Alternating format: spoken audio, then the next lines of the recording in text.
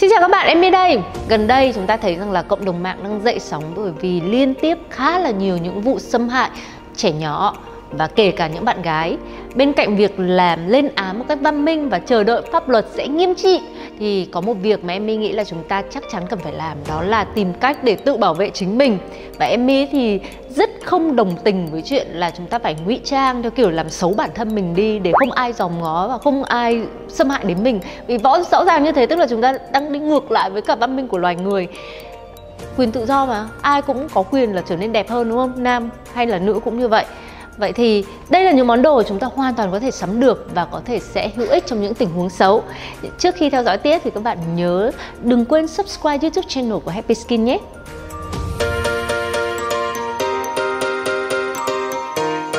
Vậy thì liệu chúng ta có thể mang theo vũ khí hoặc những công cụ hỗ trợ hay không?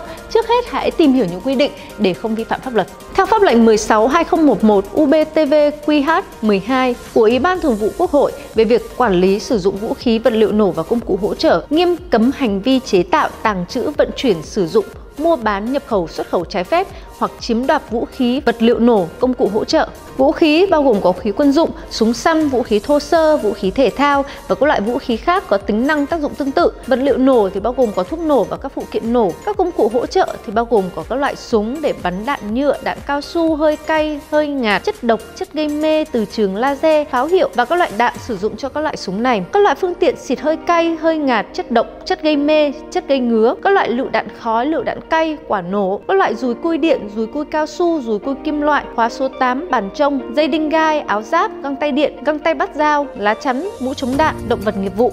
Nói tóm lại, những vũ khí hoặc công cụ hỗ trợ trên thì có thể hiệu quả trong việc là tự vệ nhưng lại không được pháp luật chấp nhận để sở hữu và sử dụng.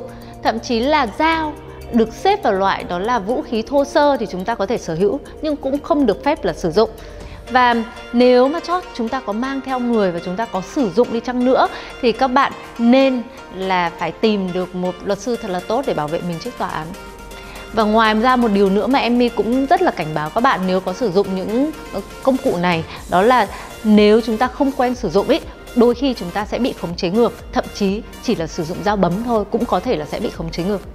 Và một lưu ý nữa đó là trong trường hợp mà có chót sử dụng vũ khí đối với cả kẻ xâm hại của chúng ta thì cũng đừng vì tức giận quá mà lạm dụng vũ khí, vì trong trường hợp đấy nếu xâm hại đến tính mạng của kẻ xâm hại chúng ta thì rất dễ là chúng ta sẽ bị khép vào tội là cố ý gây thương tích.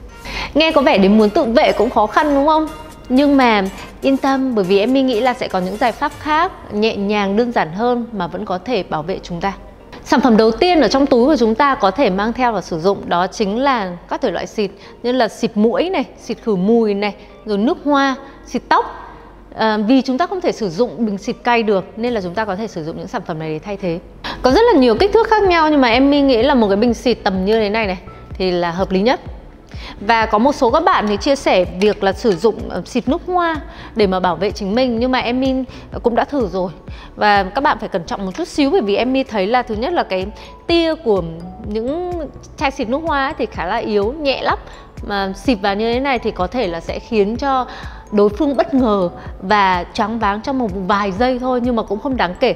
Nên sử dụng những bình xịt khử mùi hoặc là xịt tóc mà có tia xịt mạnh và liên tục như thế này. Có một số bạn chia sẻ trên mạng xã hội là có thể sử dụng ớt hoặc là hạt tiêu, dầu gió pha vào với cả nước hoa để tăng độ khó chịu khi xịt. Thực ra thì nếu mà đúng theo quy định của pháp luật thì đây cũng là một hành động không được cho phép, bởi vì hành động này được xếp vào hành vi là chế tạo vũ khí và công cụ hỗ trợ. Nhưng mà như lúc nãy mà em đã nói rồi, nếu trong trường hợp mà chúng ta không còn bất kỳ một công cụ nào để có thể sử dụng và tự bảo vệ mình thì phải dùng thôi.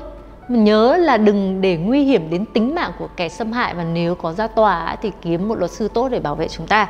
Cho dù vậy thì có một điều nữa mà các bạn vẫn phải lưu ý, đó là tia xịt của nước hoa thì cực kỳ nhẹ nên chỉ phù hợp trong khoảng cách là rất gần như thế này thôi. Cách tốt nhất mà em thấy là có thể sử dụng xịt khử mùi hoặc là xịt tóc, nhớ là phải xịt thật là dài và đủ lâu vào để cho cay mắt, xong rồi sau đó là thọi vài cái, chứ đừng có yếu bóng vía vừa mới xịt được khoảng 1-2 giây cái xong rồi bỏ chạy ngay, bởi vì rất dễ là sau đó thì kẻ xâm phạm sẽ nhanh chóng là hoàn hồn xong đuổi theo chúng ta, rồi tụi nó điên lên, rồi tụi nó lại thọi cho, rồi tụi nó lại làm cho chúng ta đau đớn thêm. Nên là nói chung chị em ạ, phải cứng lên một chút. Dụng cụ tiếp theo, thường những đôi giày cao gót sẽ khiến cho chúng ta có cảm giác là quyến rũ và di chuyển một cách uyển chuyển hơn.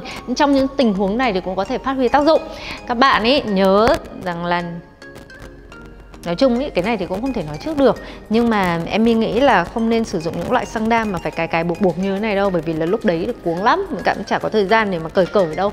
Nói chung là chọn mấy cái loại pump rất là sụp vào một cái thôi ấy. Và đế to như thế này thì cũng diện tích tiếp xúc cũng mạnh thì chắc là cũng đau đấy. Nhưng mà nếu mà có kiếm thêm một vài loại mà đính đá hoặc là vài loại mà đế nhọn hơn một tí ấy, thì có thể là lúc đấy sẽ phát huy tác dụng một cách tốt hơn.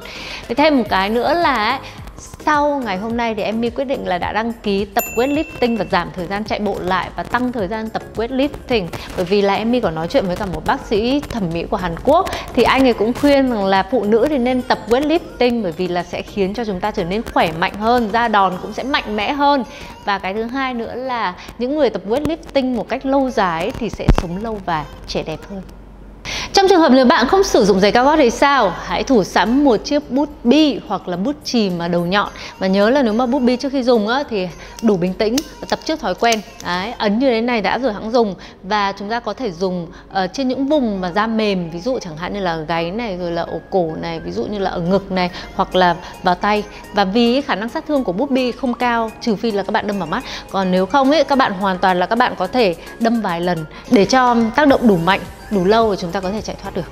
Một vật dụng nữa đó chính là gậy selfie hoặc là tripod như thế này với những cô nàng mà thích tự sướng hoặc là chụp ảnh. Ây à, đau phết các bạn ạ. Này mà dùng hết sức thì cũng choáng váng đấy.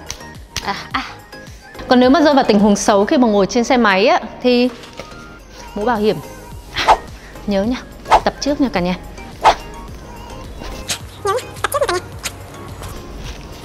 Hoặc là một thứ khác mà các bạn cũng có thể sử dụng đó là móc khóa. Bình thường nếu mà sử dụng mà cả một chùm chìa khóa như thế này thì cũng khá là lỉnh kỉnh đúng không? Nhưng mà lúc này sẽ là lúc mà phát huy tác dụng đấy. Em đã từng bị cái này mà đâm vào người. Không phải là nó chỉ là rớt vào người thôi mà em thấy đau phết, bởi vì là khá là nhọn mà. Nên là nếu mà chúng ta sắm thêm mấy cái vật dụng mà kim loại như thế này, đây là lúc mà các bạn ấy sẽ phát huy tác dụng. Trong một trường hợp khác, nếu mà các bạn đi ở ngoài đường thì có thể sử dụng móc khóa báo động như thế này. Rất là nhỏ gọn, móc vào chìa khóa hoặc là túi xách của chúng ta.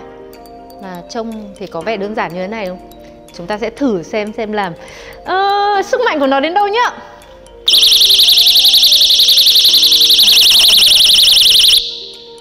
Cũng đủ to đấy cả nhà. Khi có chuyện chỉ cần rút phần đuôi ra sẽ có một tiếng động lớn. Theo như quảng cáo của người bán là lên đến 120 decibel, cách 100 đến 150 m vẫn có thể nghe được, sẽ làm tên biến thái giật mình và thu hút sự chú ý của những người xung quanh. Những bạn nào hay đi về khuya tốt nhất là đừng nên đi một mình, chọn những đường không quá vắng vẻ và hãy mua ngay một chiếc móc khóa báo động như thế này. Như giá có 95.000 thôi, cũng không quá mắc ha. Ngoài móc khóa báo động thì còn có móc khóa tự vệ bằng nhựa tổng hợp mà chúng ta có thể đeo vào bằng 2 ngón tay để khiến là cú đấm của chúng ta thì sẽ có uy lực hơn. Các bạn có thể tham khảo ở trên mạng. Đi ở đường vắng vẻ mà không có bất kỳ một đồ gì hết á, mà tay không bắt giặc thì thôi, lúc đấy có gạch, có đá, có cây, có gậy gì ấy thì túm lấy ngay. Và nhớ lời Emmy là đi tập weightlifting đi. Ai đi tập weightlifting cùng với Emmy nhớ comment và đập một cái là đập thật mạnh vào để có tác động lớn. Mấy thêm nữa là đập một cái thôi, như thế thì vẫn còn được viện hộ là chúng ta đang tự vệ. Điều cuối cùng mà em muốn chia sẻ đó là đối với các bà mẹ có các bé nhỏ, kể cả là bé trai hoặc bé gái, hoặc là nếu mà chúng ta có em, có cháu, thì có một nguyên tắc mà chúng ta có thể hướng dẫn cho các bé, đó là quy tắc bàn tay để các bé biết tự bảo vệ mình. Bàn tay của bé có 5 ngón và cũng được chia thành 5 vòng tròn giao tiếp. Vòng 1, ôm hôn, dùng với người thân ruột thịt trong gia đình như ông bà, bố mẹ, anh chị, em ruột. Vòng 2, nắm tay, khoác tay với bạn bè, thầy cô, họ hàng. Vòng 3, bắt tay khi gặp người quen. Vòng 4, vẫy tay nếu đó là người lạ. Vòng 5, xua tay không tiếp xúc, thậm chí hét to và bỏ chạy nếu những người xa lạ mà bé cảm thấy bất an tiến lại gần và có cử chỉ thân mật. Nếu các bạn có những mẹo hay để tự vệ thì hãy chia sẻ với Emmy và đại gia đình Happy Skin bằng cách là comment ở phía dưới video clip này nhé. Và đừng quên subscribe YouTube channel của Happy Skin để tham gia giveaway như thường lệ nhé. Bye bye, hẹn gặp lại trong những video clip tiếp theo.